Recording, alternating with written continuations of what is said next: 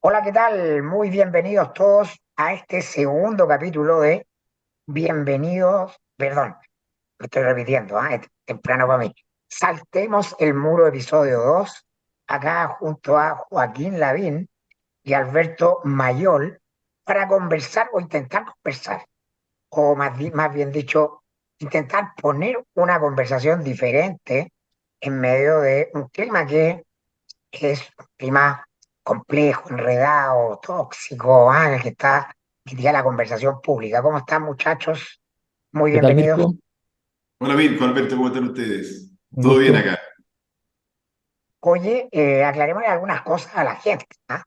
Cuando partimos con la idea de hacer este podcast, siempre lo partimos con la idea de ser una plataforma de conversación sobre algo previo, que es el documento que ustedes habían firmado, que se llama Tregua y Estrategia, ¿no? Es decir, por ponerlo en términos académicos mayolísticos, el marco teórico de la conversación tiene que ver con ese documento y se los vamos a dejar acá ah, Sí, en, eh, Bueno, en un link para que ustedes puedan ver el fundamento, ¿no? De por qué estamos conversando, de las cosas que estamos conversando y que están previamente firmadas por Mayol y Lavín en este documento.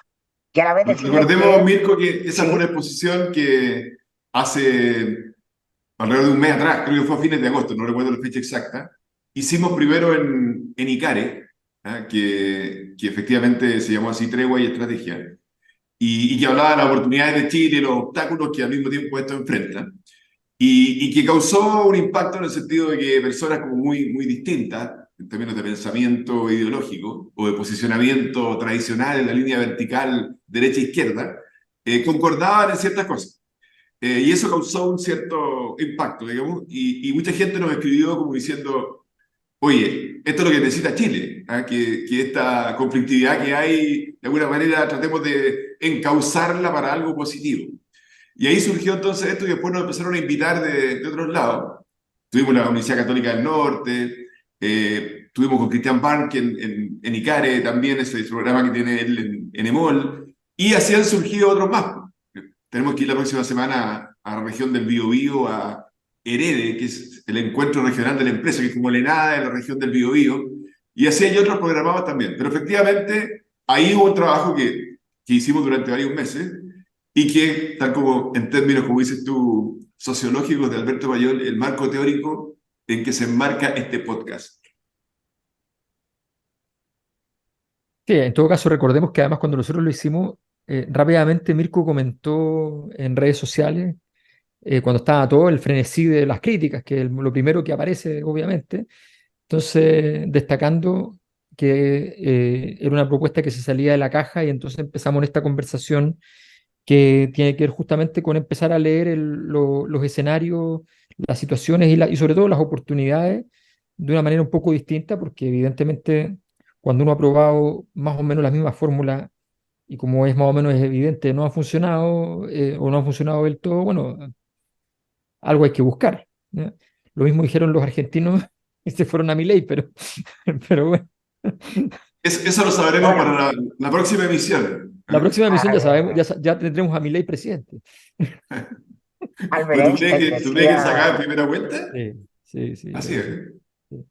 Albert Einstein decía, si eres resultados diferentes, no sigas intentando lo mismo. O más bien dicho, no esperes resultados diferentes si sigues haciendo lo mismo.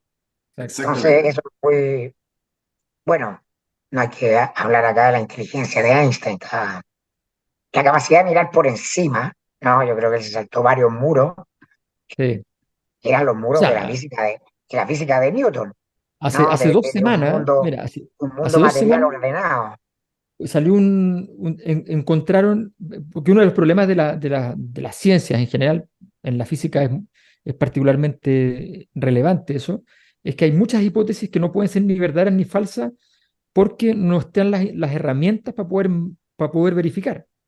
Entonces, tecnológicamente no están las condiciones. Y había una hipótesis de Einstein que, hay varias, pero había una en particular que se pudo recién saber si era correcto o no hace 2 semanas, 3 semanas, ¿ya? Que es la pregunta, la tesis de él era que la antimateria no, no suponía antigravedad. O sea, que la antimateria se comportaba gravitacionalmente igual que la materia. Y no había habido forma de medirlo por más de 100 años. O sea, estamos hablando de una cosa. Y se midió y efectivamente ya se pudo y se estableció que tenía toda la razón. Entonces, cuando te confirman más de 100 años después, como que es evidente tu carácter de vanguardia, ¿no? ¿No? Oye, pero en todo caso lo que dijo Einstein le viene muy bien a Chile. Si sigues haciendo lo mismo, no esperes resultados diferentes. Sí, pues. Y Sí, venimos haciendo lo mismo eso durante es bastante varios eso años y varios gobiernos. evidente lo mismo. Tenemos que analizar en este podcast qué es eso que es lo mismo.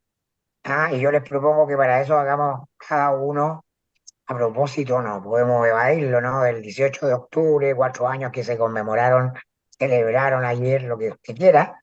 Vamos a hacer alguna reflexión desde lo que cada uno siente que ahí ocurrió y que es lo mismo. Pero antes quiero dejarle muy en claro a nuestros escuchas que este podcast, lo que no es un podcast de comentarios de actualidad. Vamos a comentar actualidad política. Estamos en la agenda. Y por lo mismo no es un podcast indefinido. Es decir, lo partimos pensándolo como un conjunto acotado de conversaciones. Si de ese conjunto acotado de conversaciones surge la necesidad de seguir conversando, bienvenido, pero estamos en eso, ¿no? Vamos arreglando la carga en el camino, no sabemos.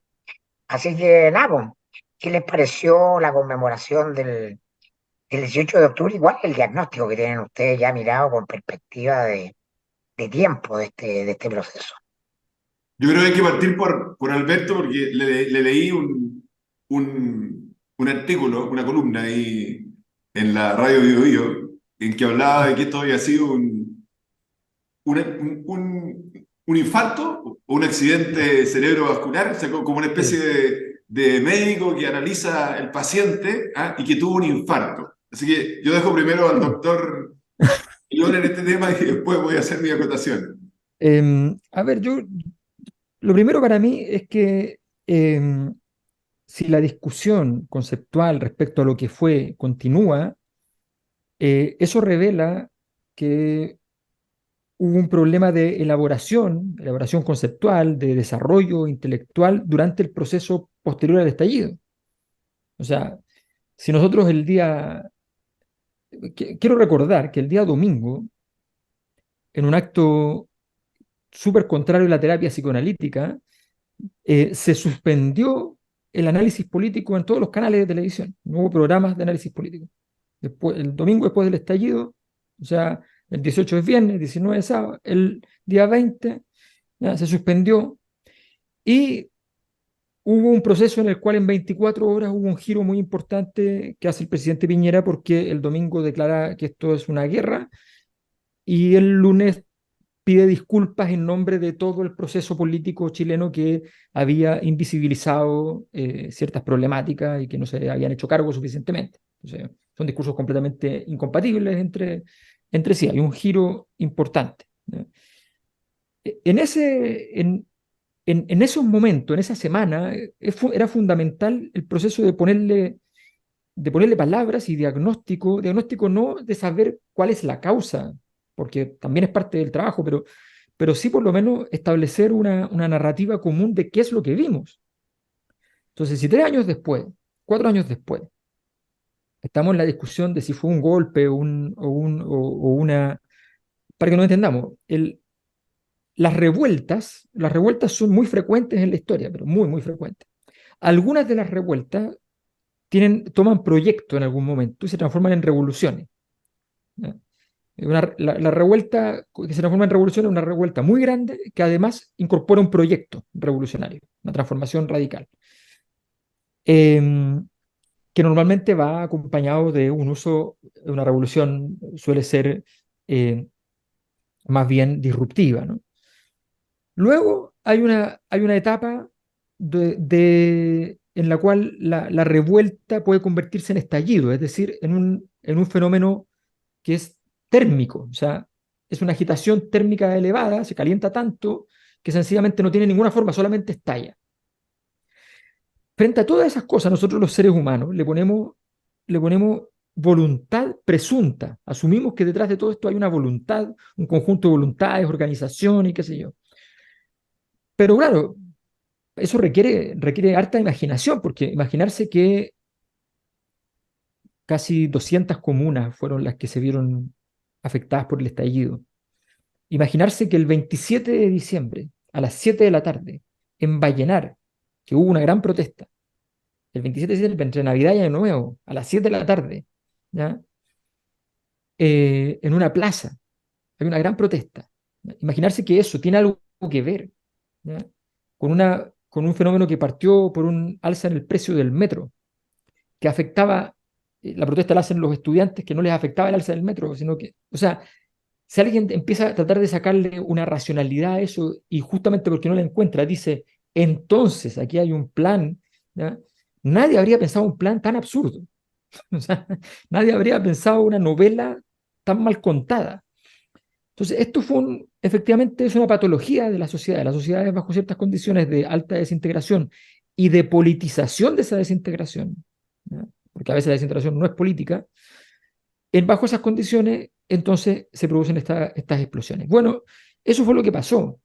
Y mientras no tengamos la capacidad para poder entender que había que entrar rápidamente a intervenir este, este paciente infartado, mientras no entendamos que esto es un fenómeno como cualquier otro fenómeno, como que se calienta el clima, como los fenómenos de la física, cualquiera de ellos, como la rotación de la Tierra, es un fenómeno. O sea, y hay que entenderlo. Entonces, yo creo que a mí lo que más me preocupa es que estemos de nuevo iterando en una discusión frente a la cual era bastante sencillo, ¿ya? Establecer los puntos básicos, ¿ya? Lo que es evidente.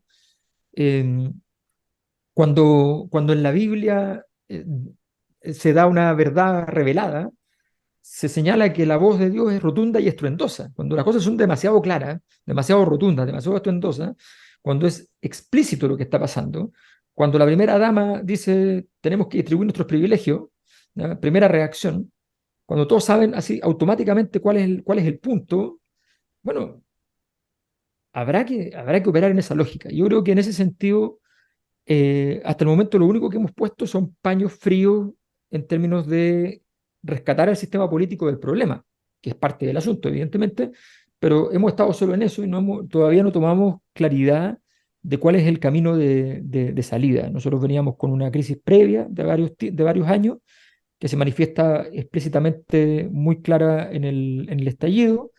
Los números no mienten, los parámetros no mienten, las marchas de los años 2000 eran de 30.000 personas, la marcha de marzo del 2011 es de 30.000 personas por Ibrahim, ya en agosto es 1 millón de personas solo en Santiago, el 2012 tienes por todo Chile protesta, el 2016 tienes, en 2 semanas se calienta el tema AFP y 1 millón de personas, el 2018 tiene el movimiento feminista súper fuerte y el 2019 tiene un estallido social.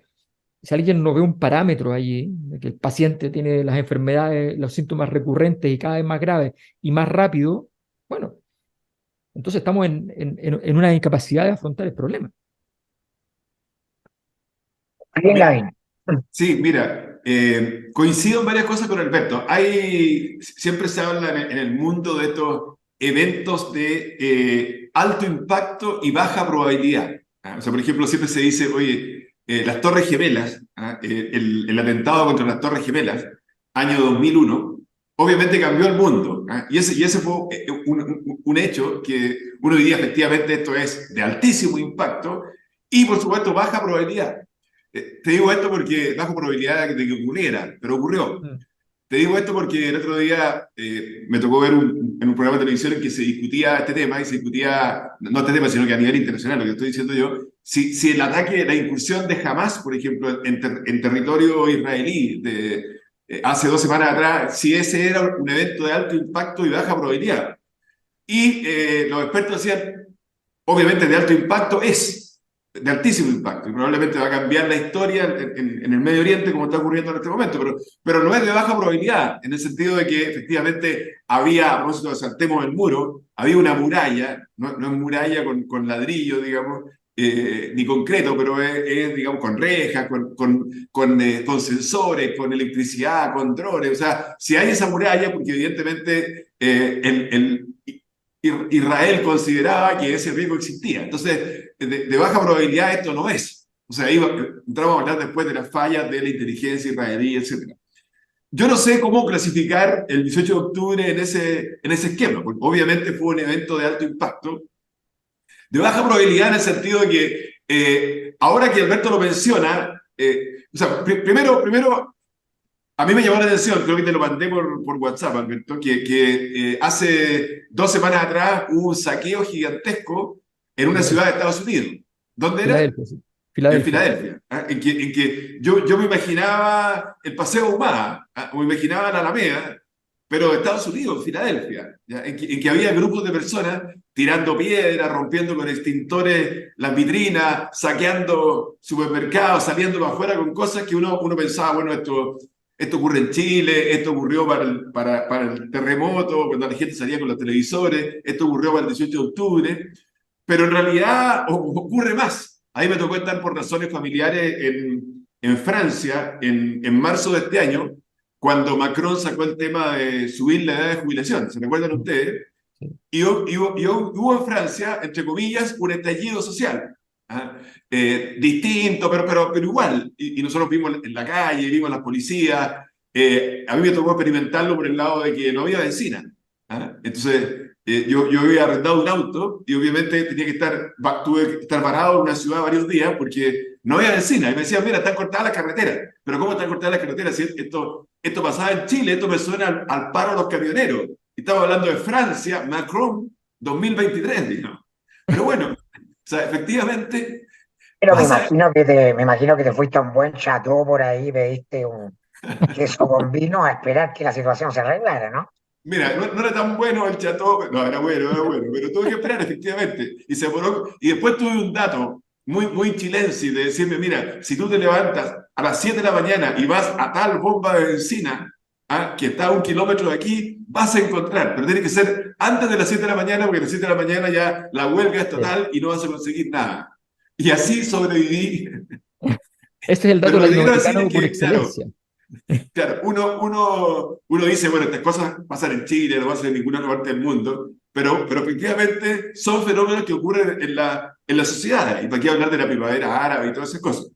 Pero por supuesto que a mí, yo en ese momento era alcalde, me sorprendió profundamente. Ahora, cuando tú lo analizas, uno siempre trataba de separar, porque yo sé que son muy difíciles de separar sociológicamente, y ahí probablemente Alberto puede decir más que yo, pero la parte de la violencia de la parte, entre comillas, pacífica. Porque recordemos que esto fue el 18 de octubre, y el día 20, entiendo, el día 20 o el día 19, no me acuerdo, el día 20, Sí. domingo 20, El fue domingo la 20. gran, El la domingo gran 20. manifestación. No, la manifestación fue el viernes siguiente, el 25.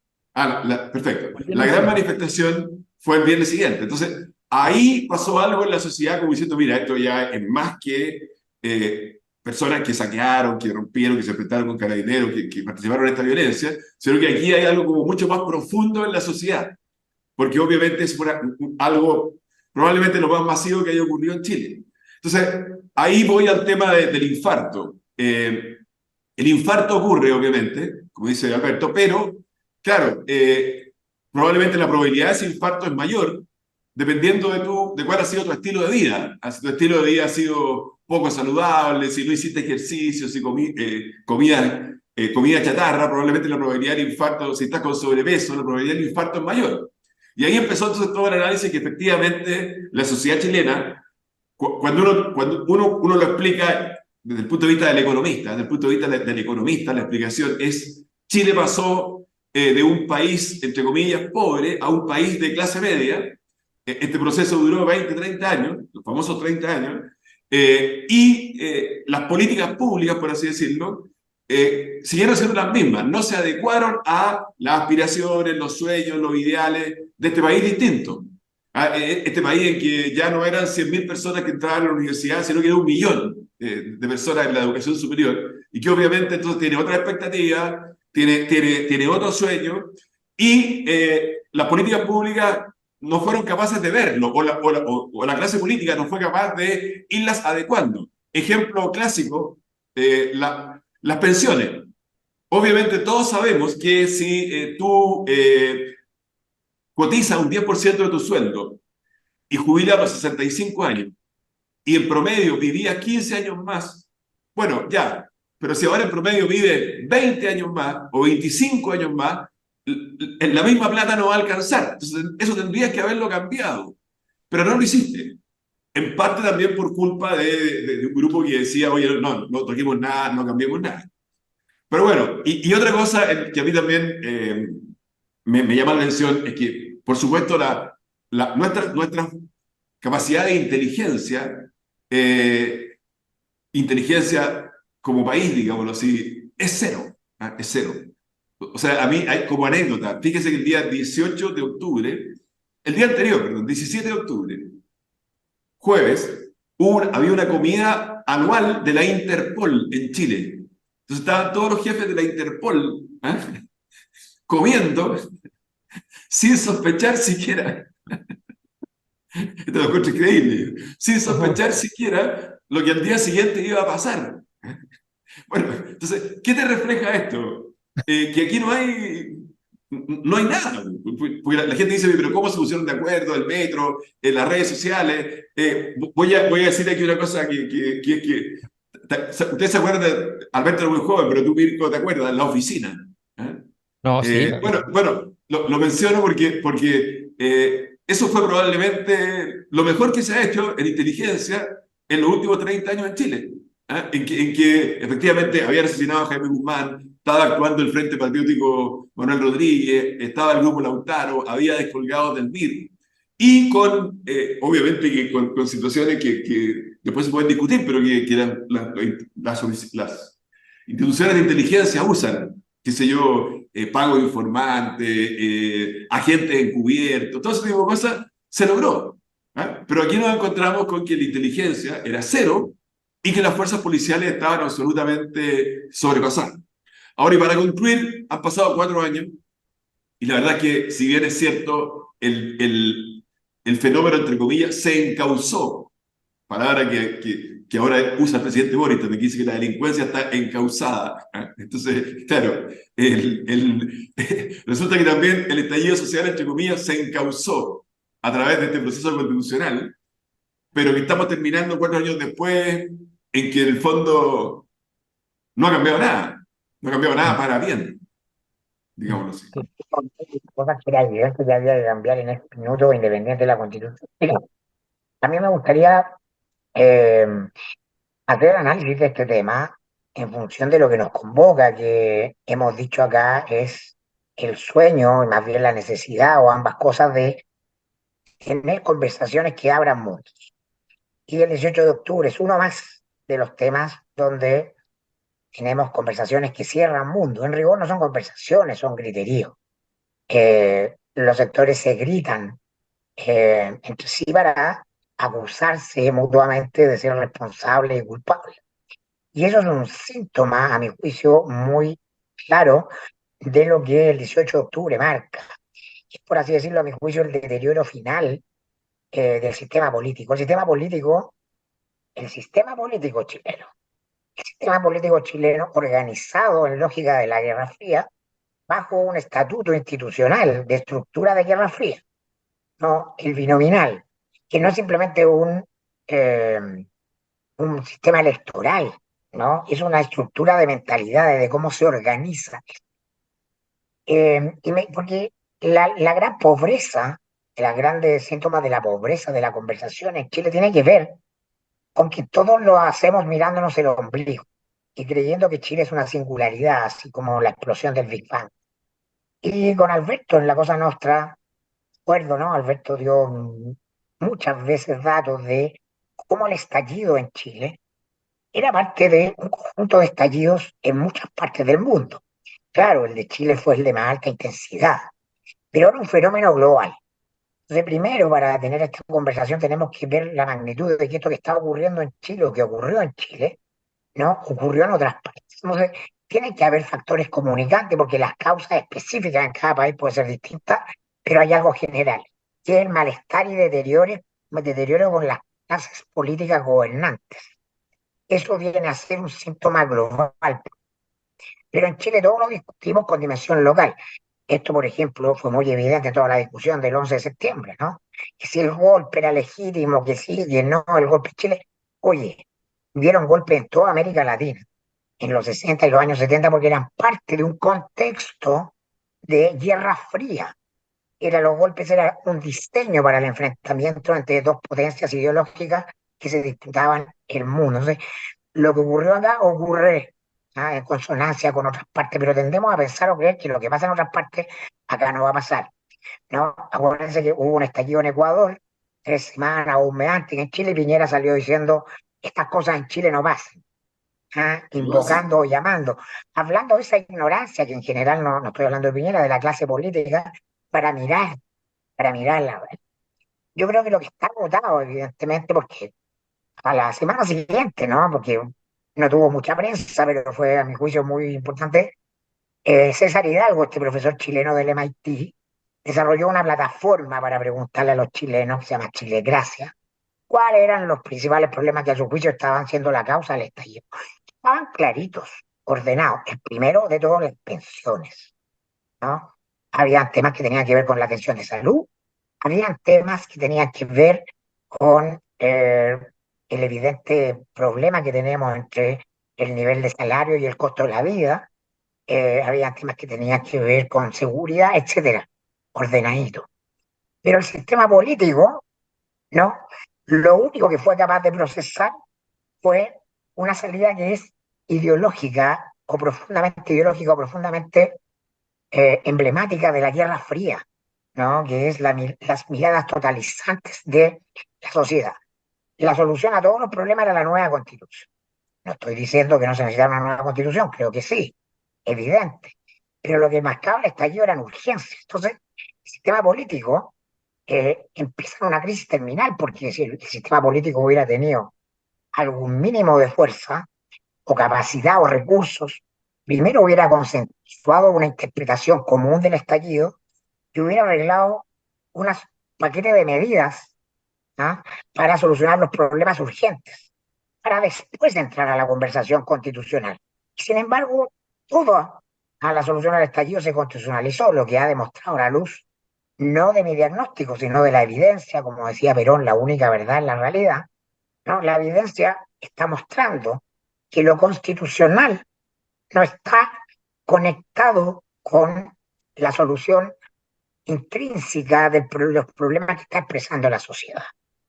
No es ni siquiera, no es por cierto lo más urgente, ni siquiera lo más importante para los ciudadanos. Sin embargo, el debate no puede ir más allá, que estamos atrapados en una política que está desconectada profundamente de la mentalidad de la mayoría de los chilenos. Está atrapada en esta dualidad, la polaridad, ¿no? De la izquierda contra la derecha, que es la manera normal de entender el mundo en el siglo XX. Es la manera en la que las sociedades se organizan en el siglo XX, pero ya no es la manera en la que se organizan en el siglo XXI. Y entonces los momentos que hemos tenido desde el estallido hacia acá para intentar solucionar esto, ¿no? De mala manera, yo creo, ¿no? De nuevo son planteados en esta lógica binaria, ¿no? Vamos a hacer una constitución, se aprueba o se rechaza, ¿no? Eso no puede ser más sintomático de la polaridad. Lo hablábamos acá con ustedes fuera de cámara alguna vez, ¿no? Oye, estamos en el mundo digital. ¿Por qué plebiscitamos toda la constitución y no tenemos la capacidad de plebiscitar la constitución por parte para que la gente le vaya poniendo nota a las partes? Porque mucho nos pasaba que del primer texto había cosas que encontrábamos rescatables y otras que no, pero se mete todo en un paquete del todo o nada. Entonces, en los todo o nada, que va a ser lo mismo en el siguiente plebiscito, no se soluciona nada, ¿no? A mí me parece muy bien, ¿no? Que las personas tengamos una dimensión más básica o más lineal, o que tiene que ver con el conflicto, con lo tribal, con la identidad. Y eso se canaliza maravillosamente en el fútbol. En el fútbol, uno es de un equipo y quiere que gane ese equipo porque sí. ¿Ah? Y espera el partido con el equipo rival ¿ah? Y no me da lo mismo la calidad futbolística, lo que pasa es que quiero que gane. Y voy a gritar por mi equipo y quiero que pierdan los otros. Ahí se desatan mis emociones más primitivas. Estoy en la tribu, para ponerlo en términos de neurociencia, ¿no? Y muy bien, la sociedad tiene esos espacios para ritualizar, ¿no? Ese estado primitivo del cerebro. Pero mantenernos en ese estado del cerebro reptiliano en la política, ¿no? Y juzgar toda la realidad a partir de mi posición en un casillero, ¿no? Es bastante tonto a esta altura del partido con todo lo que sabemos que somos los seres humanos gracias al desarrollo de la neurociencia, ¿no? ¿Cómo puede ser que toda conversación sobre asuntos públicos se establezca en esta dimensión binaria, la que sea? Y yo creo que el sentido de este podcast es salirnos justamente de la propuesta de temas a las que nos están invitando los medios permanentemente, que de manera facilista nos organizan ¿estás acá o estás allá? ¿Cómo se va Sí, a fíjate tratar que, el problema del Medio Oriente? Perdona, con esto termino, sí, Alberto. ¿Cómo se va a tratar el problema del Medio Oriente que estamos viendo hoy día significado entre apoyar a Israel o apoyar a Palestina? Los israelíes son sionistas y los palestinos son terroristas.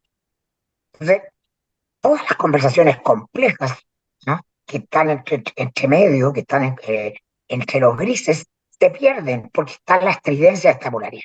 La conversación del 18 de octubre, entre los gritos de Guillermo Ramírez, el diputado de la U, ¿no? Acusando al gobierno y a la izquierda, de todos los males. Y la gritería por el otro lado, del diputado Gonzalo Inter, acusando a la derecha de todos los males. De verdad que no estamos Colo Colo la U. Colo Colo la U tiene su espacio, o Real Madrid Barcelona para ponerlo con más glamour. Pero hay una pobreza conceptual para abordar los problemas que está en la base y que es en la que se desenvuelve el sistema político. Por eso yo creo que estamos llegando al final, un final bastante lamentable de este sistema político, porque el sistema político es incapaz de reformarse a sí mismo y repensarse desde otros lugares. yo creo justamente lo que tú dices es lo último que nos afirmarme de ahí, porque una cosa es que los países tienen problemas, y tienen problemas que son muchas veces eh, crónicos. Es habitual, digamos, que hayan problemas que se duren mucho tiempo y sea difícil sacarlos. Pero el problema es cuando tú empiezas a deteriorarte en esos problemas, deteriorar tus recursos para poder operar. Yo creo que nosotros estamos, por ejemplo, con una gran crisis en el ámbito de las políticas públicas, muy, muy grande. Nuestra discusión de políticas públicas se ha empobrecido un montón.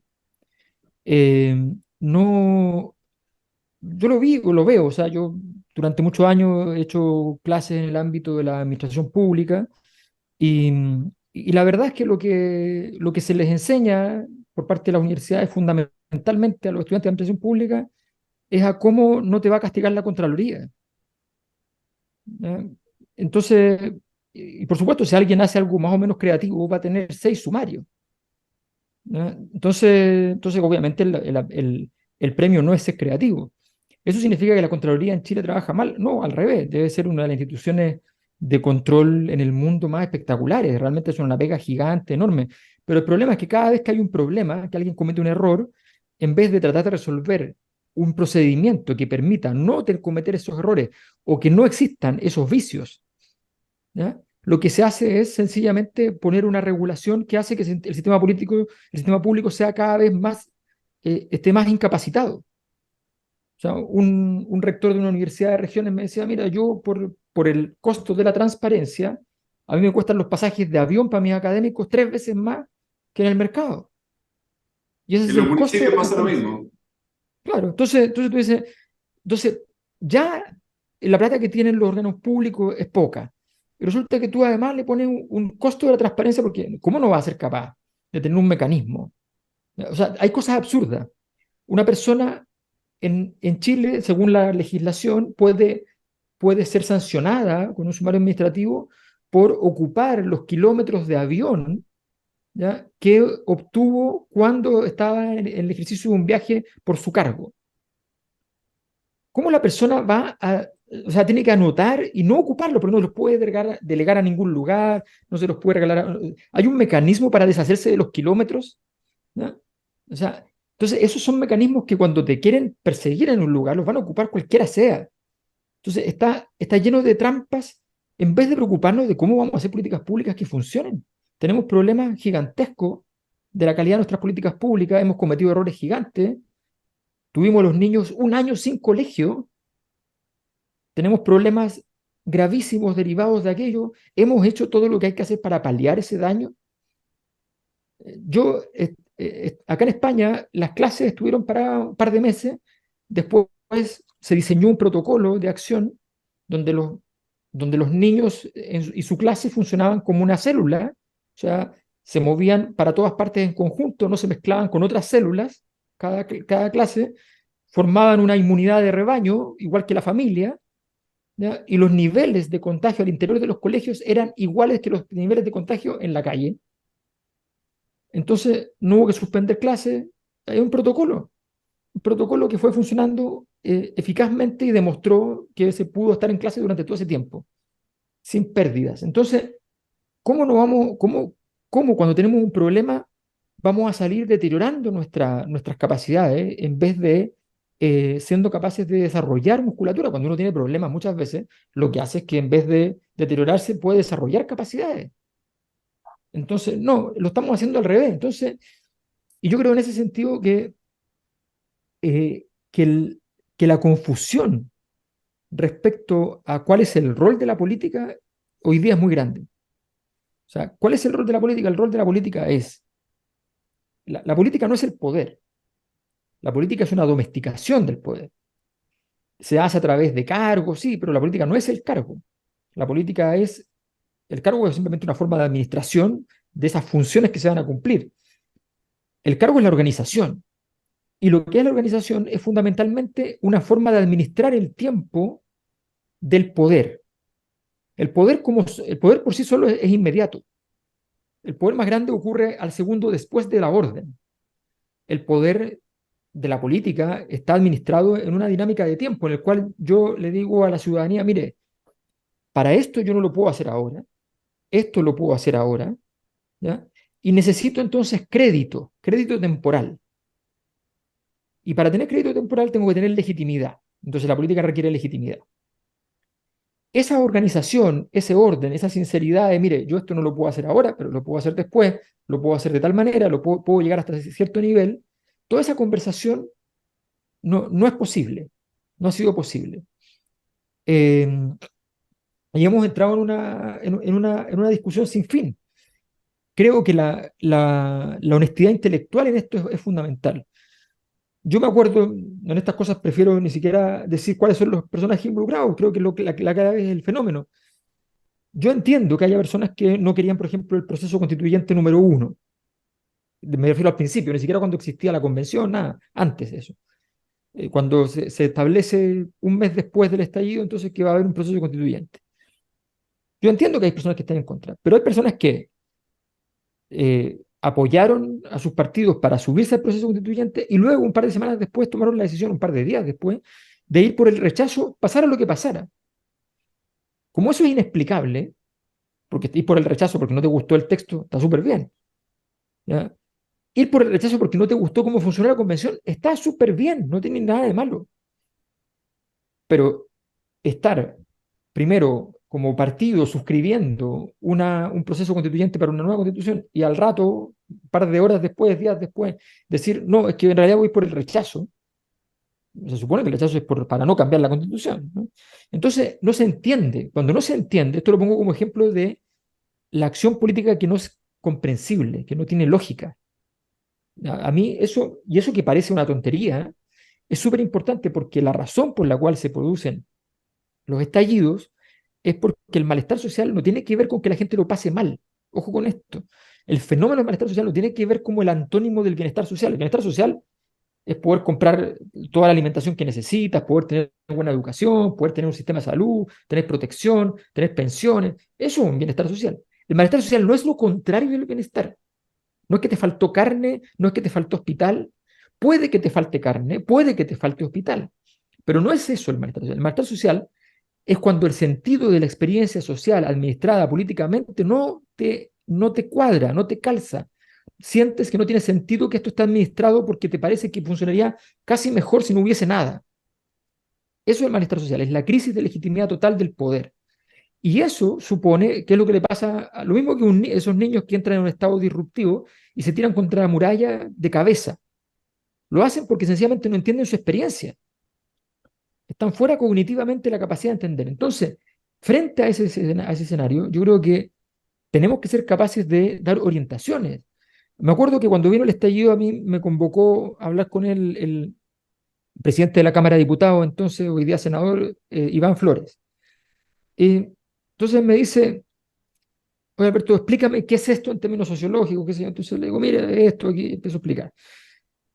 Me dice, ¿cómo se interviene? Bueno, se interviene rápido, porque si tú te demoras, o sea, primero, pero soluciones políticas, no, soluciones políticas pueden haber, seguramente van a haber, pero de momento hay que dar una señal de apoyo social. Te están diciendo, me siento mal, ¿no? O sea, libera tu billetera un poco y di algo que importe.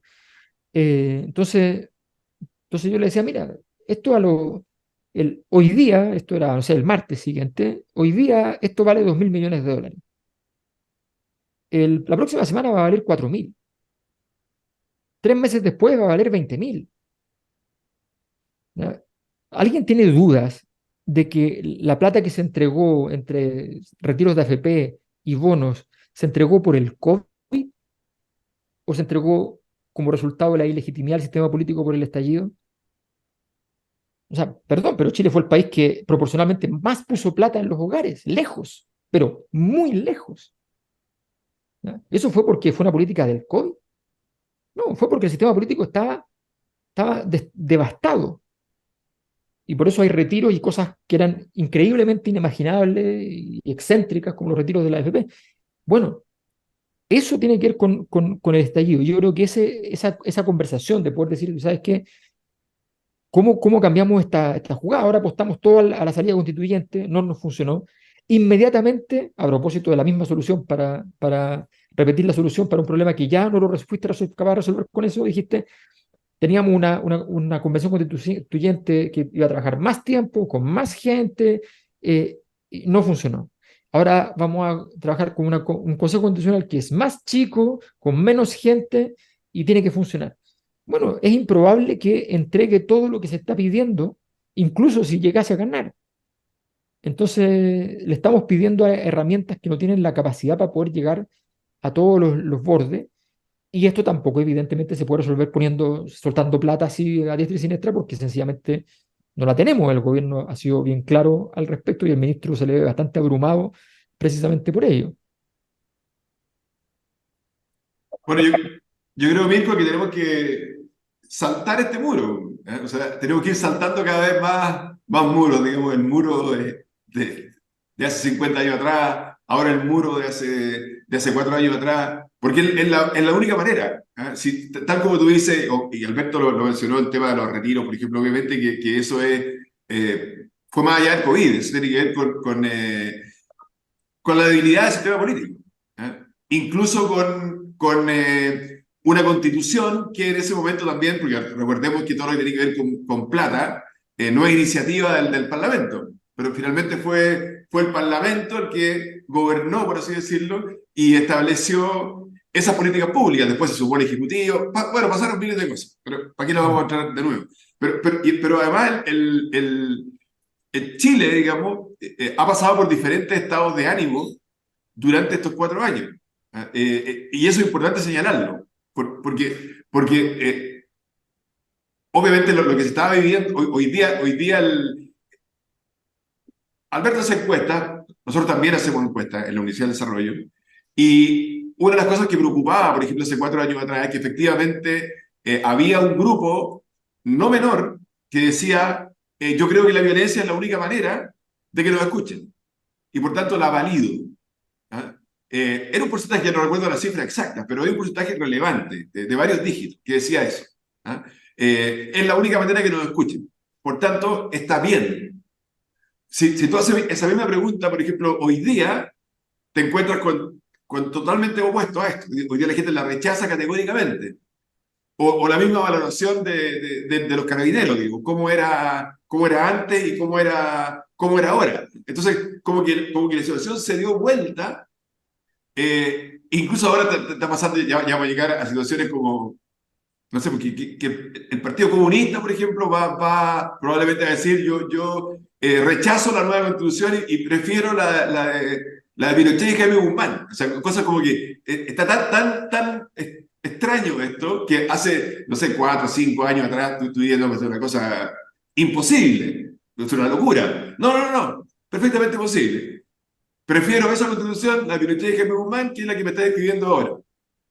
Entonces, todo esto te refleja este péndulo. No es que la gente, eso hay que verlo bien, no es que la gente se vaya como moviendo, sino que la gente va como diciendo, a ver, ya, me falló este, ahora entonces al otro. Me volvió a fallar este, ahora entonces al otro. Y ahora entonces al otro. Voy de derecha a izquierda, ahora entonces no quiero a nadie de los antiguos, quiero a los jóvenes. No me resultaron los jóvenes, quiero este ahora. Tampoco me resultó, ¿ahora qué entonces? Entonces creo que la única manera, porque esto puede ser un loop permanente, y eso es lo que nos tiene mal como sociedad, eh, tenemos que saltar el muro. Y saltar el muro, dejando atrás esas diferencias, creo que es la única manera de empezar a legitimar de nuevo el sistema político. Mm.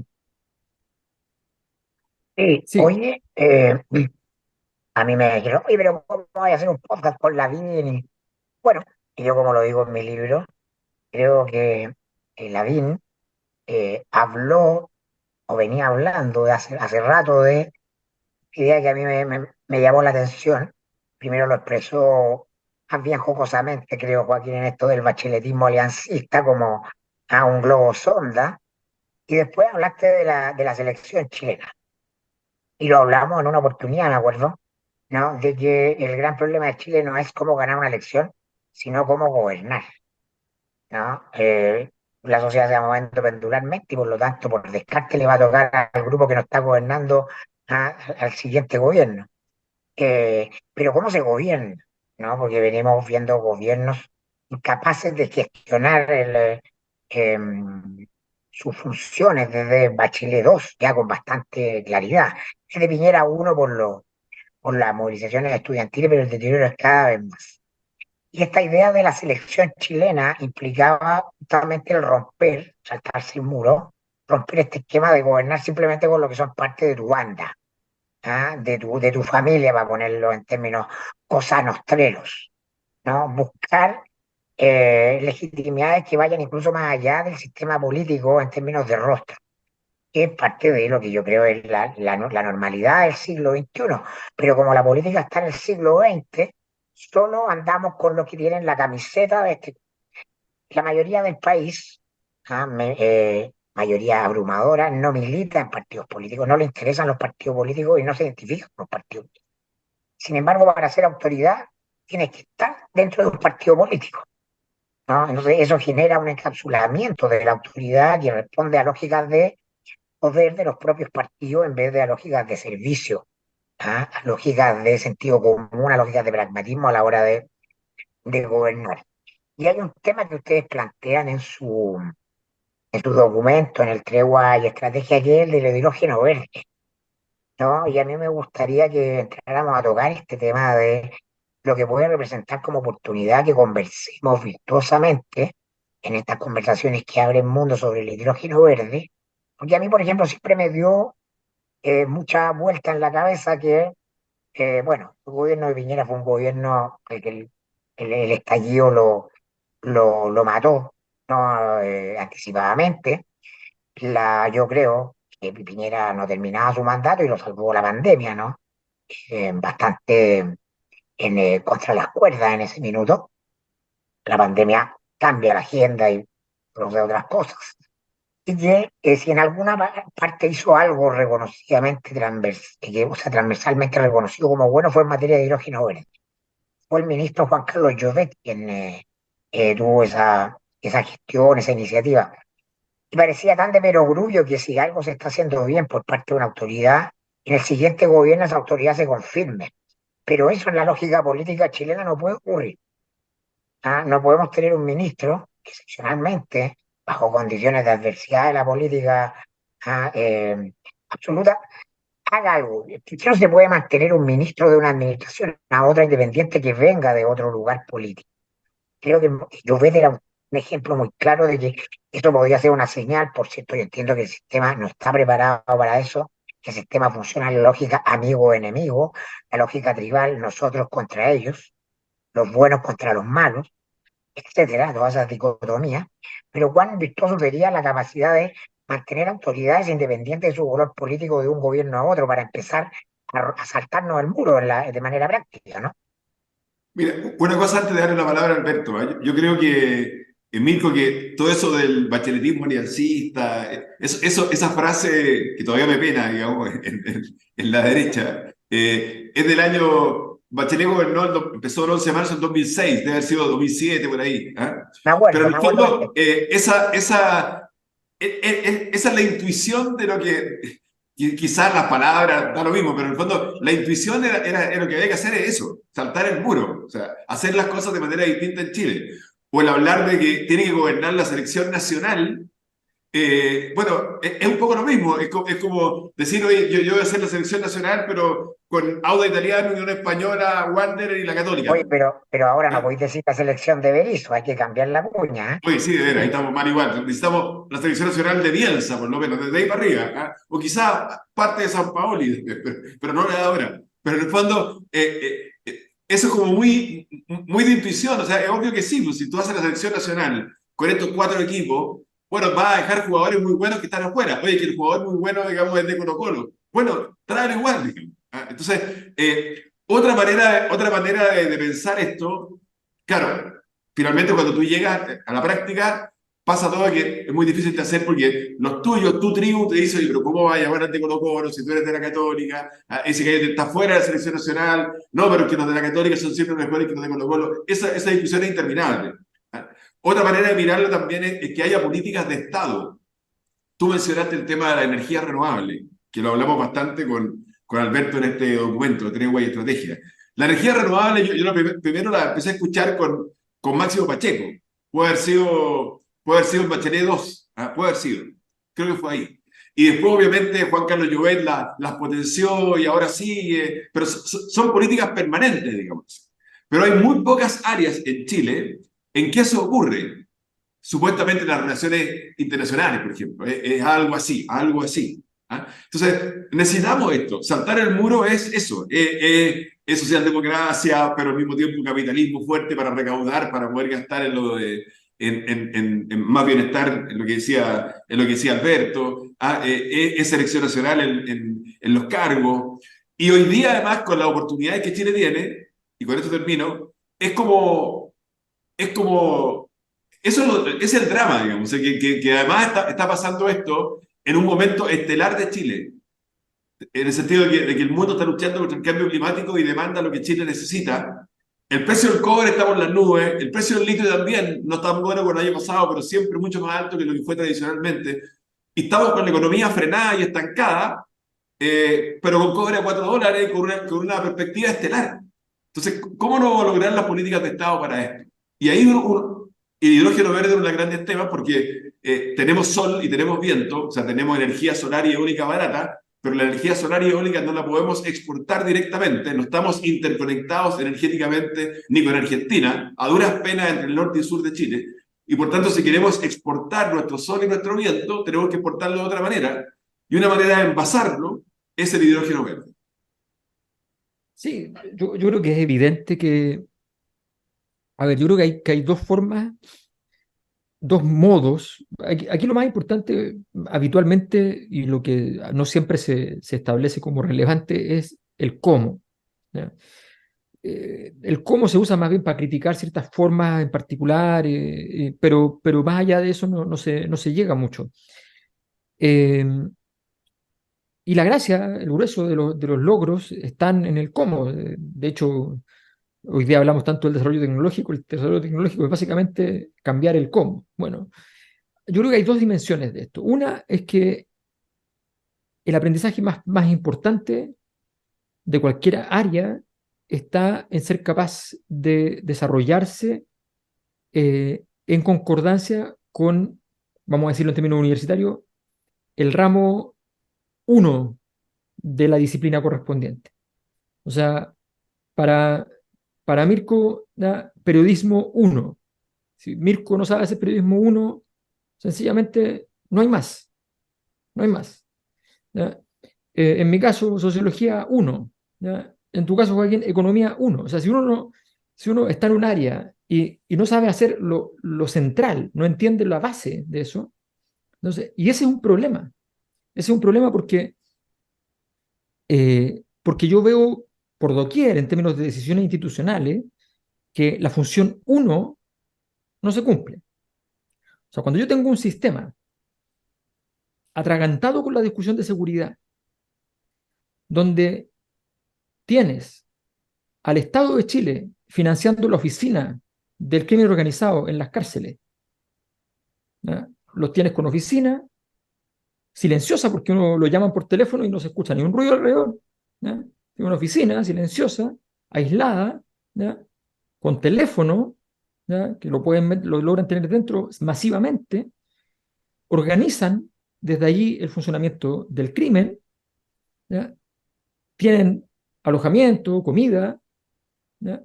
Y luego tienes además la universidad ahí mismo. Tú llegas ahí y además aprendes. Y todo eso financiado por el Estado. Entonces tiene un problema uno, y es que tu logística está siendo ocupada para aquello que tú quieres destruir. Y resulta que no eres capaz de resolver el problema de tu logística. Es el problema uno.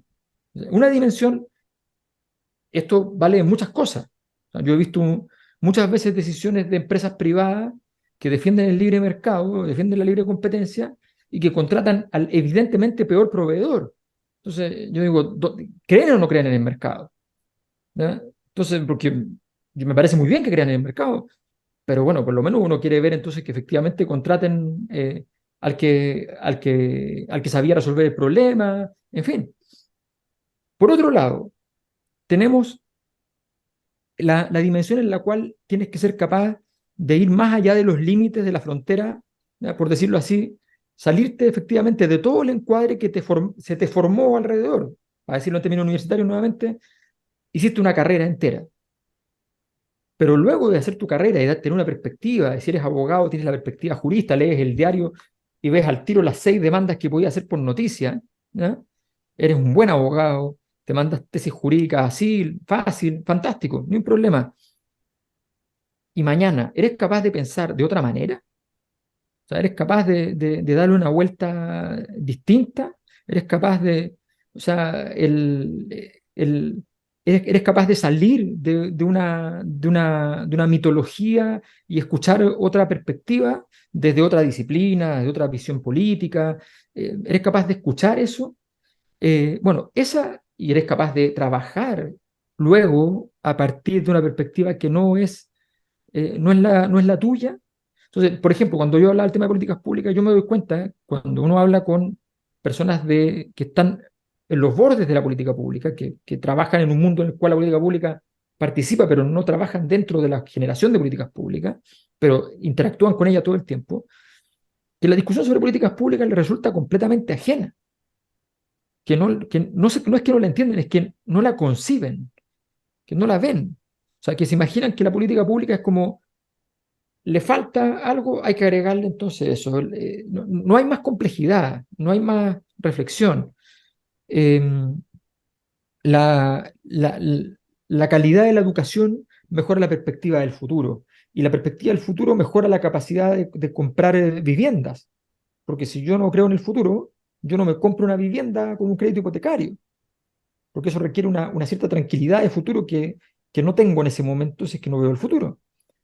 Entonces, hay articulaciones que son mucho más complejas. Bueno, todo eso yo creo que nosotros estamos fallando en los dos polos, en el 1.0, ¿ya? Que es lo más simple, pero que no lo estamos cumpliendo. Eh, no nos puede pasar que la dirección de presupuesto se pierdan 800 millones de dólares porque se calculó mal. Eso no puede ocurrir. Es así de simple, no hay nada que reflexionar, pensar. Dirección de presupuestos 1. ¿Ya? y no puede ser que no seamos capaces, después de la crisis de las fundaciones, de tener un sistema operativo que sea capaz de rápidamente discriminar, establecer que siga funcionando el sistema de operación con terceros que están, fundaciones, instituciones que están haciendo los proyectos, que se ejecute eso. No, pero lo paramos todo porque tenemos que ver cómo lo vamos a hacer de aquí para adelante para que no vuelva a ocurrir los casos de las fundaciones. Oye, pero si no somos capaces de hacer una cosa como esa, no tiene sentido. Entonces, creo que nos estamos quedando, tenemos que ser capaces de resolver esos entuertos que son mínimos. Tú hablabas, Alberto, del tema de la Contraloría, a mí es un tema fascinante, porque evidentemente nadie que llegue a servir con real vocación al mundo público puede hacerlo porque se toca con una muralla, con una estructura que representa o simboliza muy bien la Contraloría, que es una institución construida por la monarquía española, ¿no? En el tiempo de la colonia y que se basa en la idea de que el rey tiene que cautelar a través de un sistema contable y de control, de gestión, cada peso que se produce en la India Oriental, en el Nuevo Mundo, llegue a las arcas de la corona española. Entonces el valor ha atravesado en todo el sistema del derecho administrativo chileno la desconfianza. Y para eso se construye todo un conjunto de reglas burocráticas absurdas ad infinitum, ¿no? Donde nadie puede hacer aquello que no está expresamente permitido. Nuevamente tuve un curso de Derecho Administrativo con don Arturo Elwin hace muchos años atrás. Me di cuenta que, bueno, yo no tenía nada que hacer en Derecho, ¿no? Y que efectivamente el mundo de lo público era una camisa de fuerza a la que no quería jamás entrar, ¿no? Era muy evidente eso. Y el tiempo, en la medida en que la política se conflictúa, la sociedad se complejiza. Estamos de las sociedades simples del siglo XX a las sociedades digitales, veloces, complejas del siglo XX. La Contraloría es una institución no del siglo XIX, es del siglo XVII, ¿no? Sí, claro, adquiere nombre Contraloría en el siglo XIX, pero en rigor su estructura es del siglo XVII. Pero el sistema por debajo de la Contraloría es la desconfianza. Todo el sistema transpira desconfianza. Y hacer este podcast y generar estas conversaciones que abren mundo implica básicamente volver a confiar, ¿no? Sin confianza, da lo mismo las reglas, da lo mismo el volumen de negocios del proyecto, da lo mismo todo lo que haya para adelante como oportunidad, no se puede hacer nada. Entonces, la pregunta es cómo recuperamos la confianza. Es decir, cómo establecimos conversaciones con otros, no a partir de lo que nos separa, sino que a partir de lo que tenemos en común. Ese creo yo es el gran desafío. Y para eso, ¿no? Hay una pedagogía de esto que yo llamo las tecnologías humanas, que parece que es necesaria, por cierto, para los grupos dirigentes a todo nivel, pero en general para todo el país. Yo soy de los que me instalo en la vereda de libre pensador. Yo siempre fui muy crítico de los famosos 30 años, porque los encontraba unidimensionales. ¿Ah? Los viví en la piel desde el lugar del periodista y me parecía que efectivamente, ¿no? El modelo económico genera crecimiento, genera bienes materiales, mejores o peores repartidos, ¿no? Hay más cosas, hay productos, a partir de la apertura de los mercados que cambian la calidad de vida de los chilenos en muchos sentidos, pero toda la conversación de esos 30 años está circunscrita a una planilla Excel, ¿no? Que eso va haciendo que las otras dimensiones de la convivencia humana se vayan opacando. Y creo que la educación, evidentemente, el déficit de educación, el déficit de habilidades para conversar, para entendernos, para gestionar nuestras emociones, para autoanalizarnos antes de entrar a conversar con otro, desde qué lugar hablo yo, desde qué lugar habla el otro, son un déficit terrible.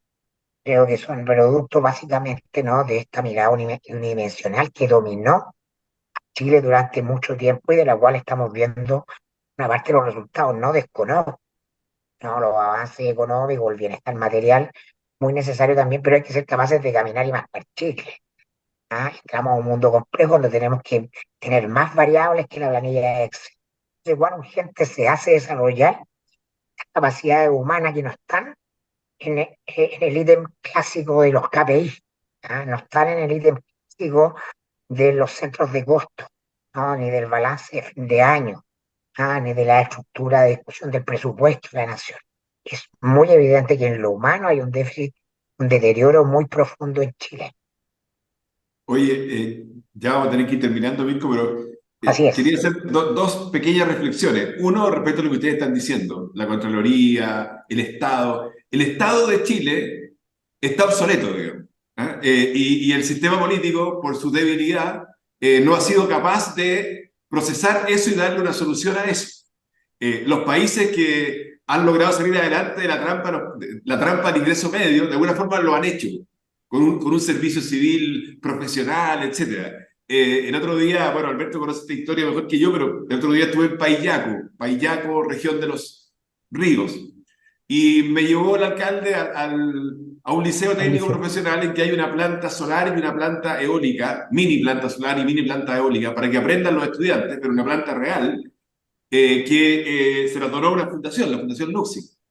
Entonces, los alumnos ya han salido dos generaciones y son expertos en paneles solares y en turbinas eólicas, y son los egresados del Liceo de Paillaco los que están instalando paneles solares en todo Chile. ¿Ah? Y el alcalde, digamos, bueno, estaba también el gobernador, nos llevó a otro Ceremi, Miguel Ángel Carrasco, Sí.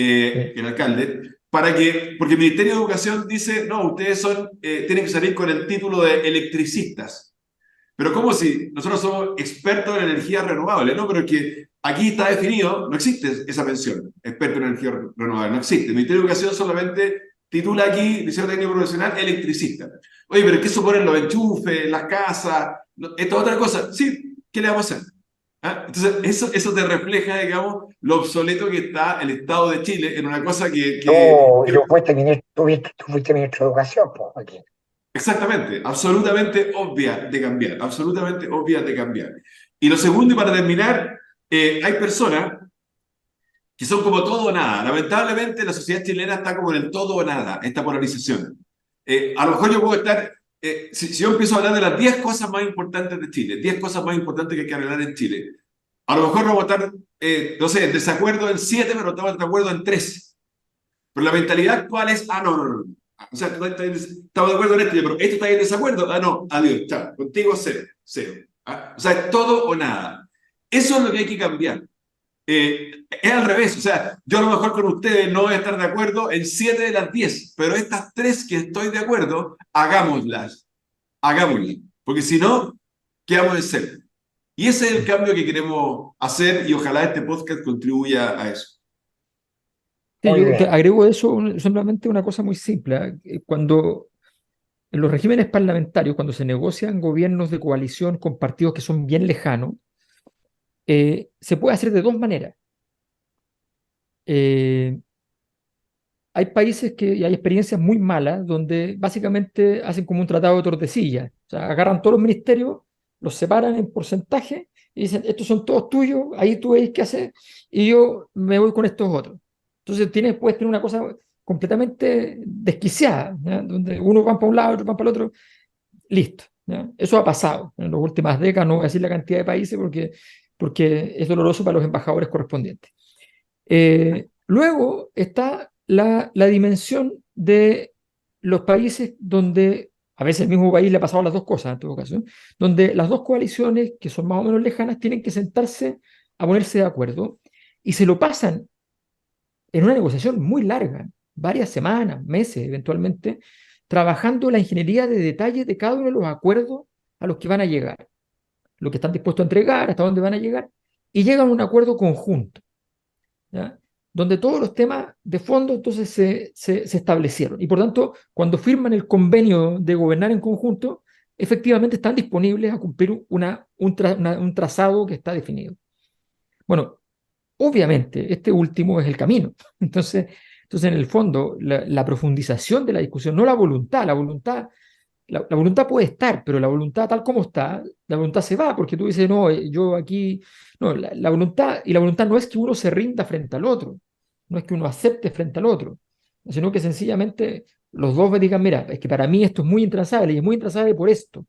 Ah, pero entonces, si es por eso, podríamos hacerlo de tal manera. Ah, mira, si lo planteas así, revisémoslo, porque si me dan los números, yo estoy de acuerdo, estoy dispuesto. Entonces, la conversación empieza a encontrar espacios de vinculación.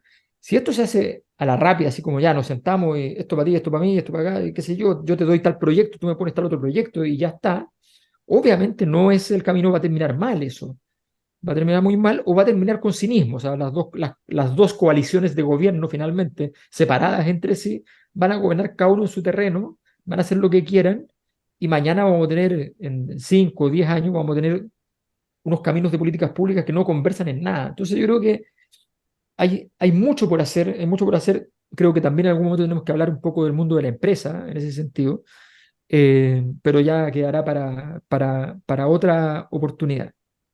Igual nos quedó Sí, pendiente harto del hidrógeno verde, yo no me metí en Sí, esto. tenemos que hablar en el próximo podcast. Sí, Todo el sí, tema del hidrógeno verde. yo les sí, di el pase, pero no me sí, pescaron. pero Ah, estábamos en pedí la Estaba pelota, modo, bueno. pedí estábamos la optimistas. pelota. Claro, yo no puedo estar más de acuerdo con Joaquín en el sentido de que la más radical y profunda libertad del ser humano, que es inalienable de cada uno, independiente del lugar donde viva, del régimen en el que está, es en donde pone su atención, ¿no? Es un ejercicio de la conciencia íntima. Tú vas a poner la atención, ¿ah?, en la parte del vaso que está vacía o en la parte del vaso que está llena.